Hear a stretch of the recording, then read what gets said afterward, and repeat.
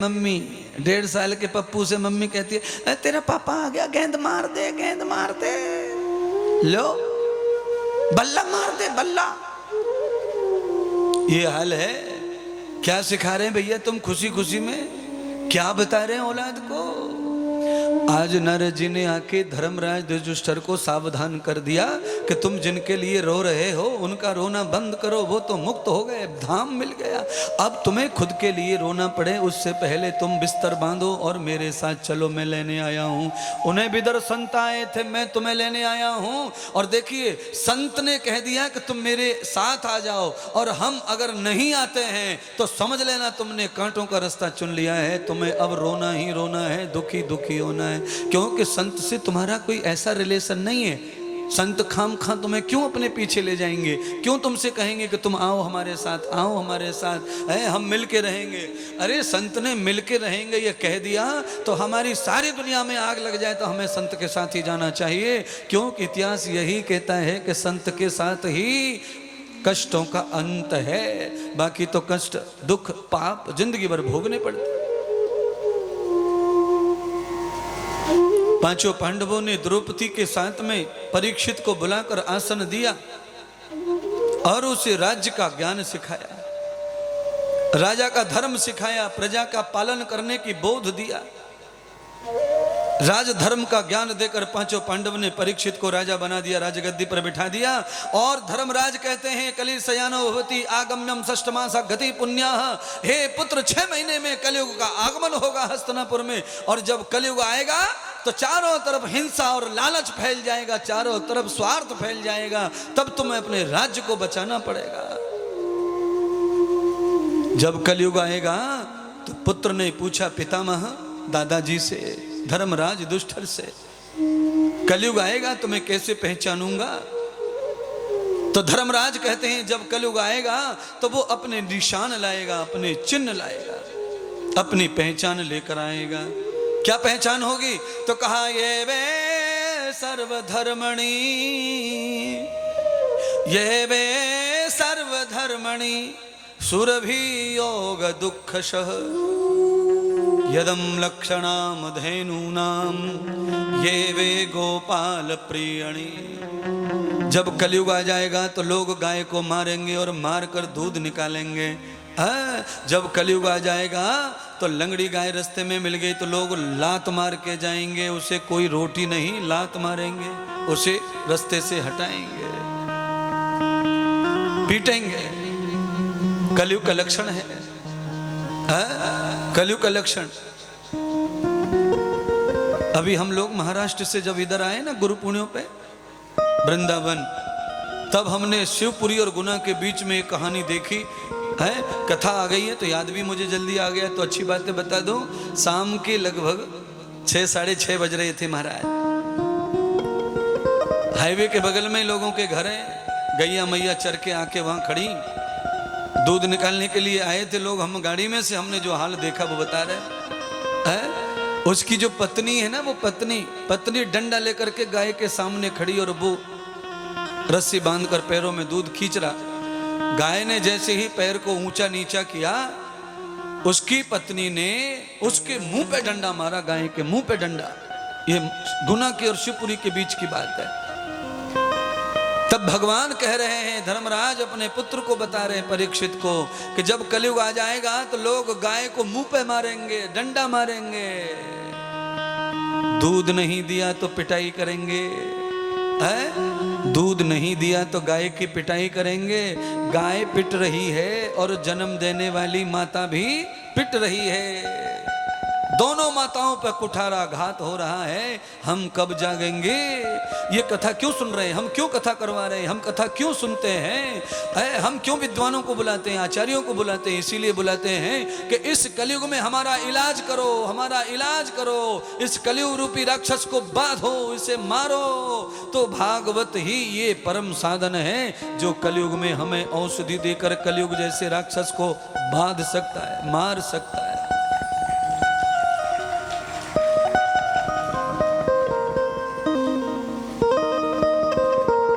शुभ औषधि हरि चरित्र ज्ञान की, आरती आरती अति पावन पुराण के, धर्म भक्ति विज्ञान खान के। तीन चीजें देखो आरती में, धर्म भक्ति विज्ञान। भक्ति की और धर्म की कथा तो सभी सुना लेते हैं, पर भागवत के विज्ञान को प्रस्तुत करना कठिन है। धर्म भक्ति विज्ञान खान की, आरती अति पावन पुराण की। कलिमलि मथिन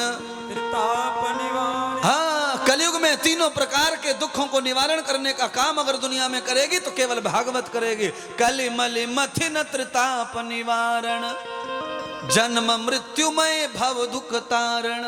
जन्म के दुख से भी तार देगे, उस भव बंधन से मुक्त कर देगे। परमहंस मन उल्लासन, रसिक प्रेम यति रसिक प्रकाशन। इसके अंदर अनंत अनंत गुण हैं, अनंत गुण हैं इसके अंदर। सब भगवान तुम्हें प्राप्त हो जाए, तुम्हारी बुद्धि में सच्चाई बैठ जाए, तुम इसको मान लें है, और मान करके चाहे कुछ भी हो जाए, ये घट्टा भागवत का प्रचार रुकना नहीं चाहिए, चलते रहना चाहिए, चलते रहना चाहिए, चलते रहना चाहिए। कैसे चलेगा? तो हम सब लोग ही इसको प्रचार करेंगे। थोड़े बहुत खर्चे आते हैं, उन खर्चों को करते जाना है, यजमान बनते जाना है। और इस कलयुग के कोरोना को खत्म करने के लिए कथा ही श्रेष्ठ है। जब से कथा चल रही है, आप सब जानते हैं, कोरोना जब भयंकर काल लेकर आया था, मार्च में 22 तारीख को लॉकडाउन हुआ था 2020 में, और जो अप्रैल मई से जो प्रचार हुआ कथा का भागवत का, तो आप समझ गए हैं सब दुनिया में कोरोना हो गया है। कथा सुनने वालों को भी कोरोना आ गया, पर कोरोना को प्रणाम करके वापस जाना पड़ा। किसी को जनहानि कथा ने होने नहीं दी महाराज। कितने हजारों लोगों को कोरोना हुआ हमारे यहाँ आते जाते, पर उसे प्रणाम करके वापस होना पड़ा।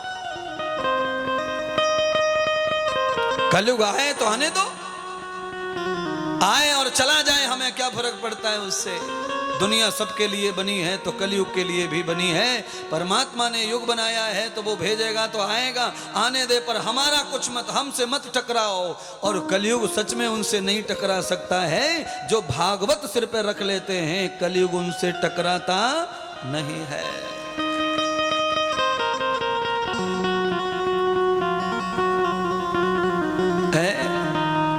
हम लोग कैसेट पे एक गीत सुनते हैं, उस गीत की एक लाइन मुझे याद आ गई है। मैं क्या करूं, मेरी सैटेलाइट ही ऐसी है, चैनल फटाफट खुल जाते हैं। कलयुग बैठा मार कुंडली, आप समझ गए। घर घर में तो रावण बैठा, इतने राम कहाँ से ला।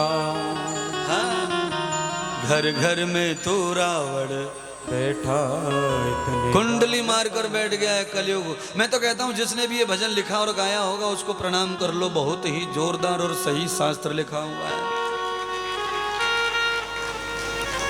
हर एक वो चीज लिखी है जो कलयुग के बारे में भागवत में है। बेटा ऐसा होगा कलयुग में, पत्नी ऐसी होगी कलयुग में, लोग स्वार्थ में ये करेंगे, इस भजन में सब कुछ है।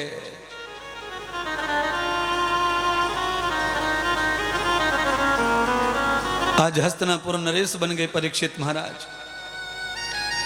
पांचों पांडव द्रौपदी को लेकर के कलयुग का ज्ञान देकर के हिमालय की ओर निकल पड़े। बद्रीनाथ में पहुंचे, भगवान नारायण की, भगवान शिव की पूजा की। केदारनाथ में पहुंचे, भगवान शंकर की सेवा की, पूजा की, अर्चना की। पैदल पैदल पांचों प्राणी पत्नी द्रौपदी को लेकर हिमालय के उस हिम आगार में चले गए जहां पर सिर्फ बर्फ है। सबसे पहले नकुल को मृत्यु आई, फिर सहदेव को मृत्यु आई, फिर द्रौपदी को मृत्यु आई। वैसे तो मरने के लिए पांडवों में धर्मराज युधिष्ठिर की उम्र ज्यादा है, उन्हें मृत्यु आनी चाहिए, पर मृत्यु का जो चर्या, मृत्यु का जो नियम है उल्टा हो गया। हिमालय में जाकर के पहले छोटों को मरण आया, मांडवी के पुत्रों को मरण आया, फिर कुंती के पुत्रों को मरण आया। 2 पुत्र मांडवी के हैं, नकुल और सहदेव, और कुंती के 3 पुत्र हैं, क्योंकि पांडु की 2 पत्नियां हैं। बहुत सारी चीजें ऐसी हैं जो हमें पता नहीं रहती हैं, उन्हें क्लियर समझना। हम कथा में आते हैं तो ही तो हमें पता चलता है कि पांडव 2 माओं के पुत्र हैं, और हम कैसे बता पाएंगे कि नकुल सहदेव किसके पुत्र हैं। ये सत्संग से ही सीखने को मिलता है, ज्ञान मिलता है, वैराग्य मिलता है, भक्ति मिलती है, तप मिलता है, जप मिलता है, प्रेम मिलता है, अनुराग मिलता है, सज्जनता मिलती है, दया मिलती है, शीलता मिलती है, पापों से छुटकारा मिलता है, और इतिहास का ज्ञान मिलता है। कथा में आने से इतने फायदे होते हैं, बाजार में जाने से केवल नुकसान होता है। क्या होता है बाजार में जाने से? नुकसान। नियत खोटी होती है, समय बाजार में गए तो नियत बिगड़ती है। ये दुकान पर नजर पड़ी, ये मन आ गया, वो दुकान पर नजर पड़ी, वो मन आ गया, उसर देखा, वो मन आ गया, इधर देखा, वो मन आ गया। जिस काम के लिए गए वो काम चूल्हे में चला जाता है, और जिनके बारे में सोचा नहीं वो सब नियत खोटी हो जाती है। और जो जेब में लेके गए थे पैसे वो सब रहते नहीं है। और कथा में आने से सब प्राप्त हो जाता है, नियत सफल हो जाती है, नियत साफ हो जाती है। आजकल तो नियत इतनी साफ हो गई है कि कई बार लोग मोबाइल हमें बताने आते हैं, गुरुजी किसी का मोबाइल कथा में रह गया है, पंडाल में पड़ा था। हमने कहा बड़ा असर आ गया सत्संग का, भैया मोबाइल जैसी चीज को भी बता रहे हैं। आदमी एक बार रुपया का पर्स दे देगा, पर मोबाइल देने का मन किसी का होता? पर मोबाइल जैसी चीज को भी कोई बता दे महाराज मोबाइल मिला है, तो हम बड़े खुश है कथा से। भाई हमारी कथा रंग ला रही है, सफलता दे रही है, लोगों की नीयत के खोट को मिटा रही है, लोग संतोष कर रहे हैं।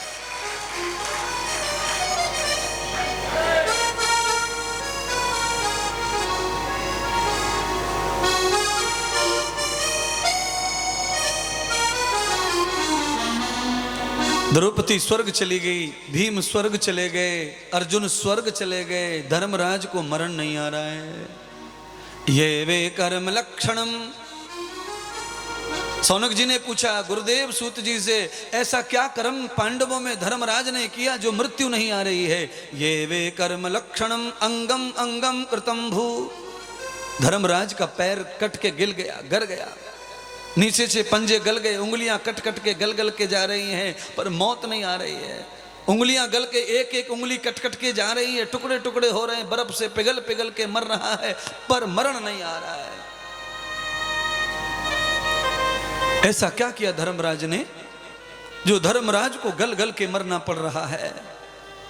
अब इसको ऐसे समझ लें, गुरु से कपट मित्र से चोरी, या हो निर्धन या हो कोड़ी। आज धर्मराज का कोड़ कट रहा है, एक एक अंग गल गल के कट कट के, पर मृत्यु नहीं आ रही है। क्योंकि धर्मराज ने महाभारत में द्रोणाचार्य गुरुदेव के सामने एक झूठी घोषणा कर दी थी, अश्वत्थामा मारा गया, नरोवा कंजरा नवोवा कंजरा नवोवा कंजरा।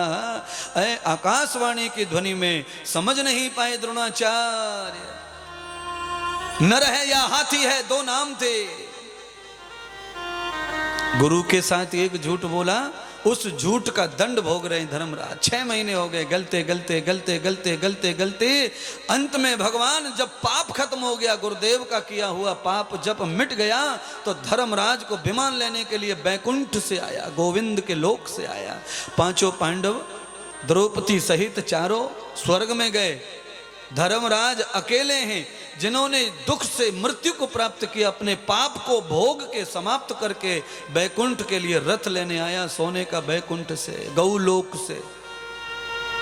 और जो गौलोक नहीं जाते हैं उन्हें यम के दूत लेने आते हैं, और जो भगवान कृष्ण के लोक जाते हैं उन्हें विमान लेके आते, वाहन लेके आते हैं। अच्छा बोलो, आप लोग वृंदावन में आए हैं तो आपको दूत लेके आए हैं कि विमान लेके आए हैं, वाहन लेके आए हैं? महाराज हम तो वाहन से आए हैं, तो आप भी धर्मराज दुष्टर की तरह भाग्यवान हैं कि आपको दूत नहीं लाए घसीट के, आपको विमान आए, वाहन आए हैं। तो एक बार अपने लिए ताली बजाओ कि हम भाग्यवान हैं जो धाम में गौलोक में पधारे महाराज। रेल में, कार में, बस में बैठ के, विमान से, वाहन से।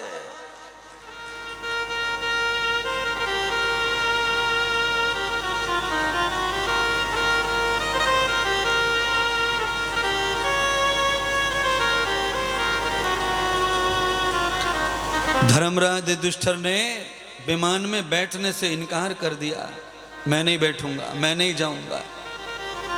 गौलोक भगवान ने पूछा, धर्मराज तुम्हें मुक्ति मिली है, तुम्हारा अब कभी जन्म नहीं होगा, तुम सफल हो गए, तुम्हारा अंतिम जन्म है ये, तुम क्यों नहीं आना चाहते? तो कहा, भगवान अगर मुझे लाना है तो मेरे साथ मेरा वफादार कुत्ता है जो युद्ध के समय से आज तक मेरे साथ है, मेरे कुत्ते को मुक्ति प्रदान करो। यहां पर भगवान सूत जी कहते हैं शौनक आदि ऋषियों से, अरे ऋषि मुनियों, अच्छे संग का ये फल होता है, किसी अच्छे साधु संत के साथ में वफादारी से जो व्यक्ति रहता है, चाहे वो कुत्ते की जाति का क्यों ना हो, उसे भी अच्छे संत पहले वैकुंठ भेजते हैं, बाद में खुद जाते हैं, अपना सुख कुत्ते को देकर वैकुंठ भेजा, बाद में धर्मराज युधिष्ठिर पहुंचे। इसीलिए हम सबको चाहिए कि संगति कैसी करनी चाहिए, संग कैसा करना चाहिए। हमारे लक्षण, हमारी लाचारी कुत्ते जैसी भी रहे तो फर्क नहीं पड़ता, पर संत का संग नहीं छोड़ना चाहिए। ये बम कृतम न जातास्ते, ये बम कृतम न जातास्ते, संगम जातास्ते दुर्लभम। धर्मराज धर्मात्मा है, धर्म धुरंधर धर्म विजयी धर्मराज युधिष्ठिर का संग कुत्ते ने किया तो चांडाल की भी बन गई। कुत्ता चांडाल होता है, कौआ चांडाल होता है, कुत्ते की बन गई, महाराज वैकुंठ में चला गया। बोलिए अब आपको क्या बनना है? मैं तो आपसे कहूंगा कि आप भी धर्मराज के पालतू बन जाइए। फालतू डंडा खाते क्यों घूम रहे हो इधर उधर खाने पीने के चक्कर में? भाई गुरुजी आप सही कह रहे हैं, रात में सोना है, सुबह नहाना धोना है और रोटी खानी है, इसके लिए गालियां खा रहे हैं घर वालों के। आधी जनता गालियां खा रही है रोटी के चक्कर में, खाली रोटी मिलनी और सोने की जगह मिलनी, उसके लिए दुदकार पड़ रही है, धतकार पड़ रही है, फटकार पड़ रही है। बताओ कैसी जीवन है महाराज।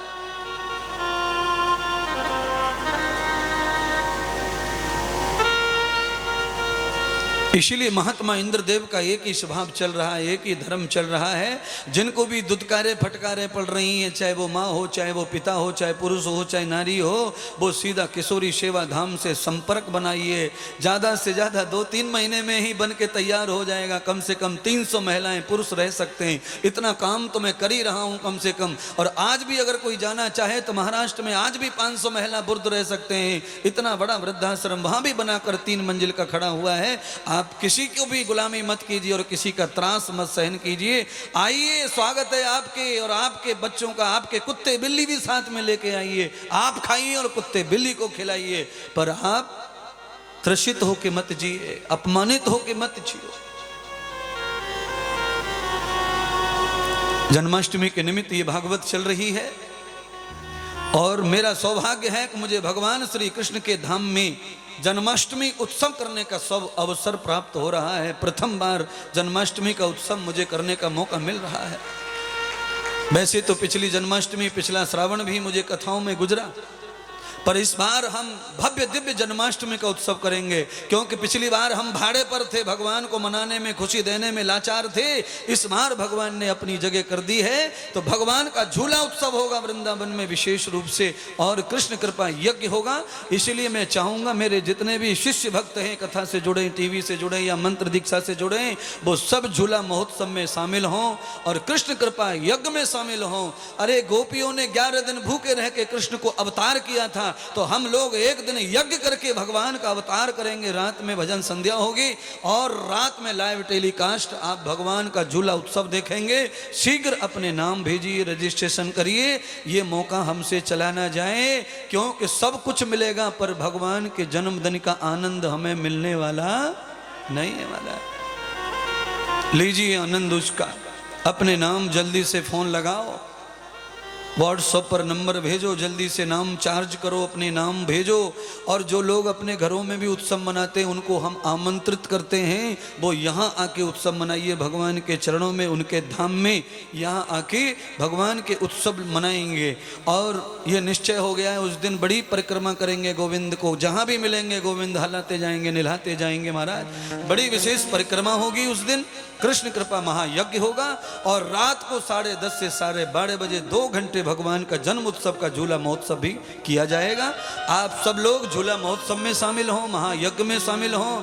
आप सब जानते हैं 2100 रुपये मात्र इतने कम होते हैं कि एक दिन 2 दिन की सब्जी में ही सब उड़ जाते हैं और खा पी के वो सब्जी कहाँ चली जाती है कोई नहीं जानता है। ऐसा सोच करके मैं चाहूँगा कि कम से कम 1100 लोग इसमें शामिल हो जाएं कृपा में, और इतने लोगों का आहुति पड़ जाए भगवान के नाम की, उनकी कृपा पहुंच जाए और इतने ही लोग झूला महोत्सव में शामिल हो जाएं। आप देखते रहेंगे इतना सुंदर झूला महोत्सव यहाँ गोविंद का, राधा रानी का होगा और उसमें हम सब लोग शामिल होंगे। नारद की बात मानी, विदुर जी की बात मानी, आप सब श्रोता महात्मा इंद्रदेव की बात मान करके इस आयोजन से जुड़ करके कथा को दिव्य बनाइए और भगवान के जन्मदिन को बहुत ज़्यादा दिव्य बनाइए और उत्तम बनाइए, क्योंकि जितना बड़ा उत्सव होगा भगवान की महिमा उतनी ज़्यादा प्रकट होती है। छोटे से छोटा भी भगवान को उत्सव मना सकते हैं, पर भगवान को जितना दिव्य उत्सव मनाते हैं उतनी कृपा भी बड़ी मिलती है महाराज। जितने बड़े खेत में बीज बोएंगे फसल उतनी ज्यादा आवे और जितने छोटे में बोएंगे छोटी आएगी।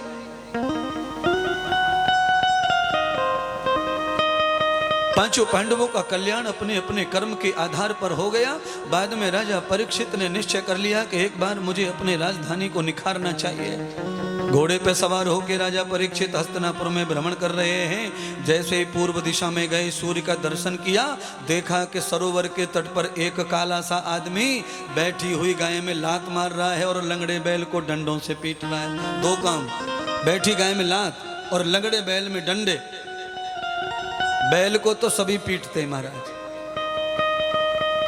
सब पीटते बैल को, और जिस युग में बैल को पीटने का काम चालू हो जाए वो कलयुग है। ये ध्यान रखना बस। कैसे पहचाने कलयुग चल रहा है? बैल को पिटाई हो रही हो समझ लो कलयुग चल रहा है। लंगड़ी लूड़ी गाय में लोग लात मार कर करें तो समझ लो कलयुग चल रहा है। बाजरे की ज्वार की टटिया बना करके घर बना लो और उसमें दरवाजे को ताला डाल दो तो समझ लो कलयुग चल रहा है। बोलिए, घर बनाया कड़ब से, बाजरे और ज्वार की घास से घर बनाया है और उसमें भी ताला डाला हुआ है कि नहीं मूर्ख? बोलिए, अभी कोई भी चोर आएगा तो ताला तोड़ने के लिए इतना हथौड़ा चलाएगा कि लात मार के टटिया को डाल के घुस के ले जाएगा पीपा उठा के? हैं? ये कलयुग है। लोग झोपड़ी से भी ताला लगाएंगे। बड़ा मुश्किल है। जब कलयुग आ जाएगा तो लोग कथा में वीडियो कॉल करेंगे और वीडियो पे कहीं दूसरी जगह चले जाएंगे कथा छोड़ करके। कलयुग आ गया है। वीडियो कॉल कर रही है छोरी, देखो कथा में बैठ रही है, मेरी तरफ पीठ कर लिया, उधर मुंह कर लिया वीडियो की तरफ। घोर कलयुग ने घेर लिया है। कलयुग का मतलब होता है मशीन का युग। मशीन का युग आ गया है। यहाँ बड़ा मुश्किल है महाराज। कितना कठिन युग है। न यहाँ के न वहाँ के, दोनों जगह के नहीं है। इस मोबाइल के चक्कर में ना तो यहाँ समझ में कुछ आ रहा ना वहाँ से कुछ समझ में आ रहा क्या बोल रहे हैं वो, क्योंकि माइक यहाँ फटा जा रहा, कान फोड़ रहा है, समझेगा कहाँ से कि वहाँ से कौन क्या बोल रहा है। घर के ना के। बस एक ही लाइन, आगे का मत कहना, बुरा लग जाएगा छोरी को।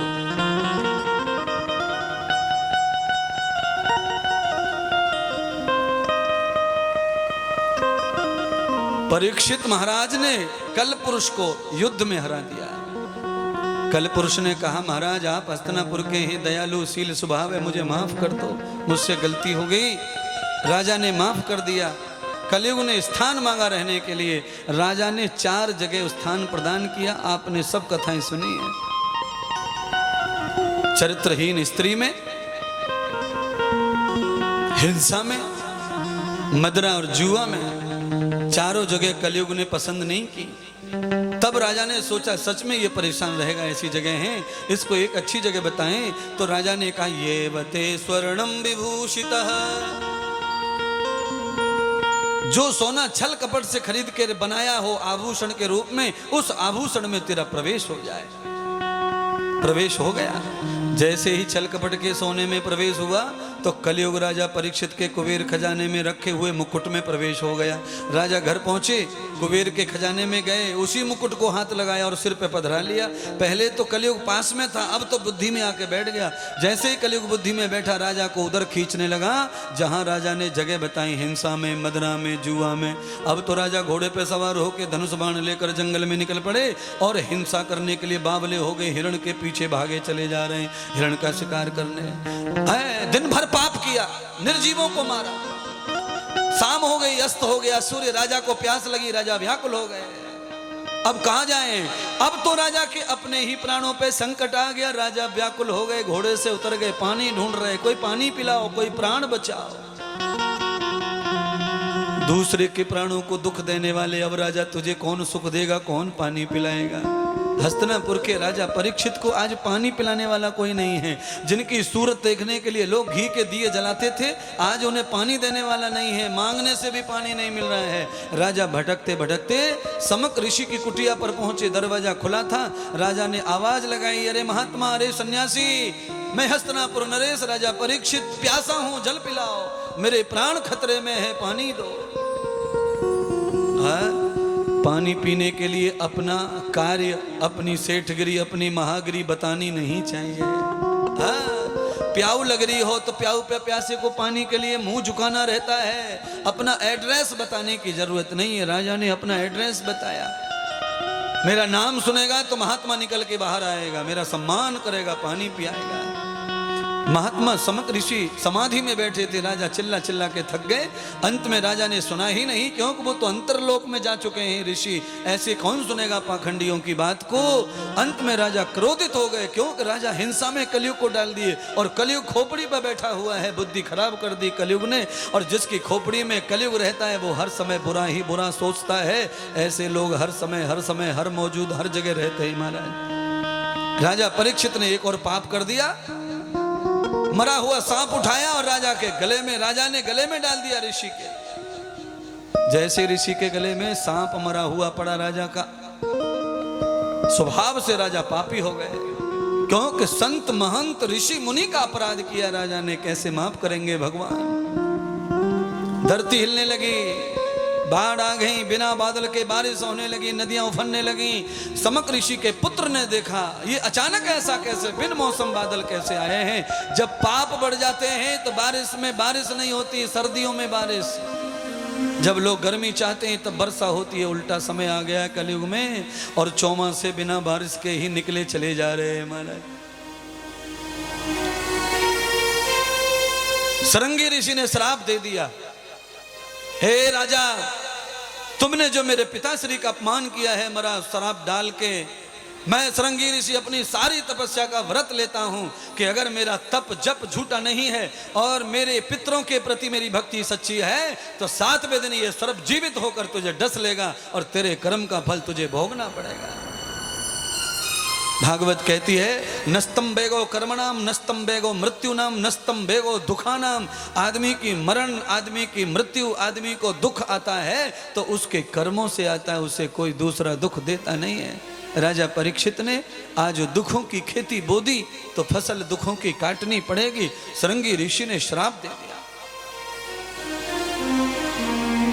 अब राजा श्राप सुनता है तो राजा को पसीना छूट गया। राजा कहां जाए, किधर जाए? राजा रोने लगे, कहां जाऊं, क्या करूं? ये आकाशवाणी फैल गई चारों तरफ। राजा व्यथित हो गए, पानी तो मिला ही नहीं था और ऊपर से कष्ट आ गया। राजा का होठ सूख गए, राजा की जीभा सूख गई, राजा के तलवे से जीभ चिपक गई, राजा बोल नहीं पा रहे हैं। राजा को चाहने वाले सब इकट्ठे हो गए, साधु संत महात्मा पधारे।